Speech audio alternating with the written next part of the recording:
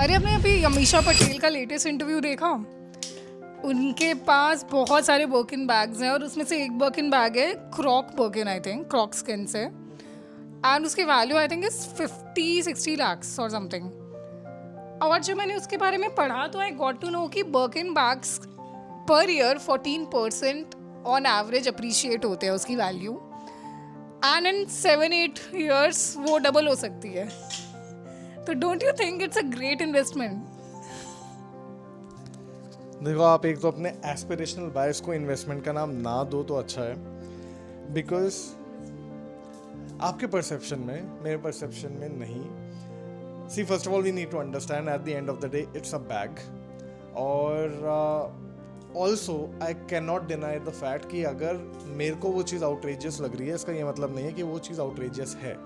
Having said that, आप अगर एक बर्किन बैग खरीदना चाहते हो उसमें कोई दिक्कत नहीं है, लेकिन अगर आप उसे इस माइंडसेट के साथ खरीद रहे हो कि it is an investment tool और मैं उस वजह से खरीदना चाहती हूँ, then that's a very middle class way of thinking. Okay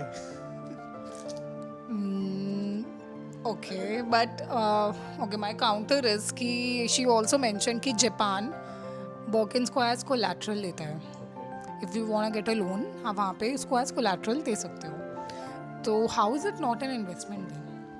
आप जापान में रहते हो? नहीं रहते। See, we need to understand कि first of all the argument और the debate that we are trying to do is whether a luxury good should be treated as an investment or not. Okay, लेकिन हमें ये समझना है कि अगर एक मिडिल क्लास ये सोच के एक बर्किन बैग प्रॉब्ली लेना चाह रहा है कि यार ये तो एक इन्वेस्टमेंट है, first of all what is the data we have that it is truly an investment?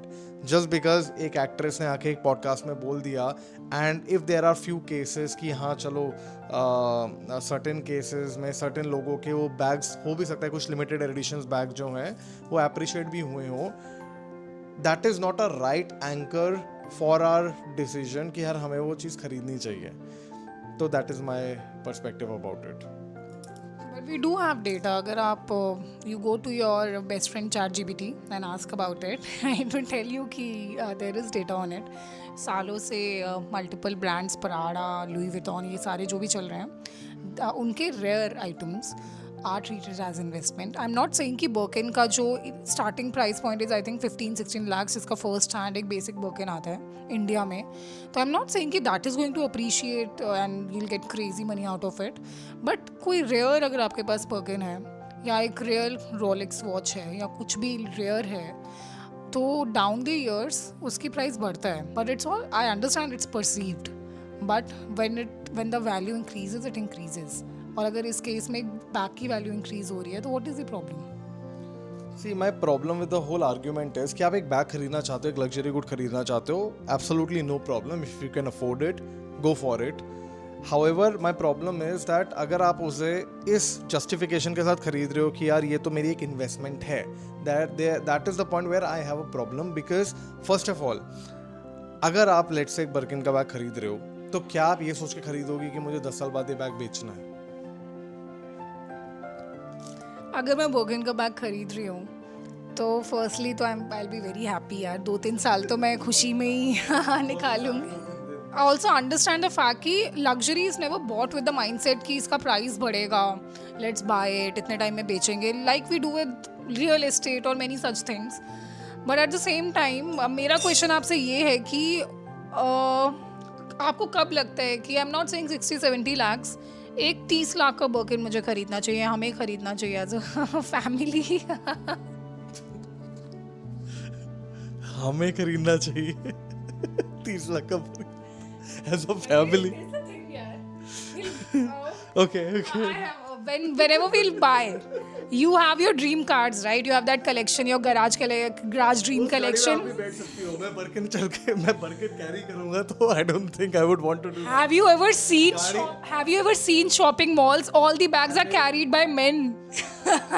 So it's a thing that bags should match a man's aesthetic, not the woman's aesthetic. मेरा कोई aspiration नहीं है कि मैं बर्किन पकड़ के ऐसे घूमूं यार अगर मैं शॉपिंग कर रही होंगी। अच्छा, ठीक है, okay, on a serious note, but देखो आपने वो गाड़ी वाली जो एनालॉजी ड्रॉ करी, हाँ ड्रीम कार होते हैं, लेकिन उस ड्रीम कार में आप भी बैठोगे ना साथ, मतलब तो यार बट चलो ठीक है, fine, whenever you buy something expensive, family buys it, na? ठीक है, okay. So your question was that when should a person consider of buying a Birkin? अभी तो नहीं कंसिडर कर रहे हैं ना हम, ठीक है. देखो, first of all I always think that you need to identify in your mind कि आप कोई भी चीज़ खरीद रहे हो, आप खरीद क्यों रहे हो. If it's an aspirational product for you, buy it from the mindset of कि हाँ मेरे लिए एस्पिरेशनल है, मैं खरीद रही हूँ या खरीद रहा हूँ, ठीक है. अब जैसे for that example my mom loves jewellery, but वो कभी भी अपने आप को ये कह के नहीं खरीदती है कि यार ये इन्वेस्टमेंट है कि 10-15 साल बाद इसकी वैल्यू कुछ बढ़ेगी. She is always of this mindset कि मेरे को पसंद है तो मैं खरीदना चाहती हूँ, ठीक है. सिमिलरली अगर वो आपके लिए एक एस्पिरेशनल प्रोडक्ट है, we can definitely buy whenever we can afford और वन कैन अफोर्ड. सो अगर लेट्स से अगर आप या कोई 1 लाख रुपए महीने कमा रहा है, 12 लाख का बैग है, तो it is 1 year of his or her work that is going towards buying that bag. Number 1. अगर आपके पास फ्री कैश फ्लोज हैं, आपके पास पैसा आ रहा है through passive investments and all, and you are at a point where money is irrelevant to you and you can spend on aspirational things, then go for it. But my entire problem is with the argument कि आप उसे ये सोच के मत कर रहे हो यार कि यार इसकी प्राइस तो ना बढ़ेगा इसलिए मैं खरीद रहा हूँ, ठीक है. तो that is my argument on that. So concluding on what you are saying, आप कह रहे हो कि when you have enough money to buy it with the mindset कि मुझे शौक के लिए खरीदना है और इन्वेस्टमेंट के लिए नहीं लेना है, then one should buy it. And कितना भी महंगा खरीद लो, इन्वेस्टमेंट के Cool. I understand. I think it's a good point. And again, there is no hard and fast answer कि कितना कमाओगे तभी कितने का बैग खरीदना है. That also I agree with. At the same time, शौक बड़ी चीज़ है यार, अगर खरीदना है तो खरीदो. You can afford it. आप उसको खरीद सकते हो. ये नाम दे के मत खरीदो कि it's an investment. Take it as a buy product. मैं डिनाई नहीं कर रहा हूँ कि वो होता ही नहीं है, because ultimately I believe that luxury is always a perception. In fact एक एक्सपेरिमेंटल टेस्ट हुआ था जिसमें एक फेक लग्जरी स्टोर क्रिएट करा था कुछ लोगों ने. बहुत ही सस्ती सी हील्स खरीद के लाए थे, कपड़े खरीद के लाए थे बहुत ही एक एवरेज मार्केट से, और उसको एक बहुत ही अच्छे शोरूम में बस प्रेजेंट करा कि एक नया डिज़ाइनर हुआ है, एक नया डिज़ाइनर आया मार्केट में जो अपना स्टोर लॉन्च कर रहा है. एंड उन्होंने इतनी सस्ती चीज़ें इतने महंगे में बेच पाए.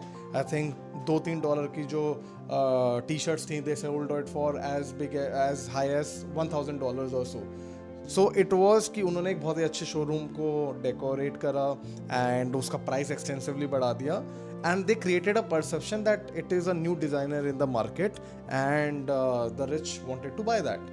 So I always believe that luxury is always a perception, and it should not be equated with investment. For that matter, Rolex also. Yes, people do feel that Rolex has some high-end watches with time they appreciate in value, but that will never be my justification for buying a luxury item. That is what I want to conclude on. You have anything else to conclude on? I agree with your point that luxury is a perception. I also I would like to mention कि जो ये हम बोलते हैं कि value appreciate हो रही है, ये हर प्रोडक्ट की नहीं होती. If you buy the basic Birkin नहीं होगी वैल्यू अप्रिशिएट, बेसिक रोलेक्स की नहीं होगी. इट हैपन्स जब वो एक्सटॉर्बिडेंट होते हैं, कुछ रेयर होते हैं, and that you can buy when you really have that kind of money, जब when money is not the thing, like you are not thinking about it. तो I think I agree with you. I think we both are on the same page. That is it. That's not it. I think Birkin से पहले हम ऐसी machine खरीदनी चाहिए जो automatically चाय बना दे. हैं? You are the machine, no?